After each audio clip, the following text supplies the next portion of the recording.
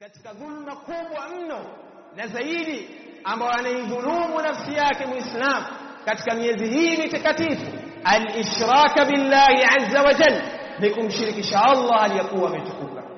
Kama qala Luqman ibni, kama alivyosema Luqman ar-rajul salih, kumwambia mwanawe ya bunayya, ewe mwanangu, ya bunayya la tushrik billah, usimshirikishe Allah, inna shirka, hakika ya ushirikina, la dhulmun adhim, ni dhulma kubwa sana. Kwa hiyo min a'zami dhulm, ni ushirikina katika dhulma kubwa zaidi katika ulimwengu ambao anaifanya mwanadamu muislamu ni kufanya ushirikina, kwenda kwa waganga. Leo ni maduka mangapi konde yananing'inia matalasimu, ni watu wangapi wanavaa mapeti ya mashetani, ni watu wangapi vyumba hawavifungui, ni watu wangapi leo wanavaa hirizi, ni watu wangapi wanavalisha hirizi watoto wao, ni magari mangapi leo ya abiria yananing'inia viatu vya kushoto wakidai wanakimbiza nuksi, ni makondakta wangapi leo katika mapoti yao yana hirizi, ni wangapi? Kwa katika dhulma kubwa ni ushirikina.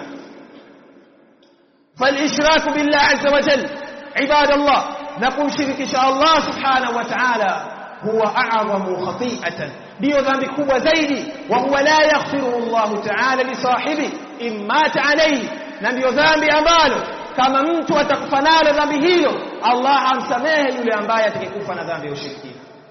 يقول الله تبارك وتعالى إن الله لا يغفر أن يشرك به ويغفر ما دون ذلك لمن يشاء, hakika Allah hasamehe dhambi ya ushirikina, lakini anasamehe chini ya dhambi ya ushirikina kwa yule ambaye mwenye kumtaka.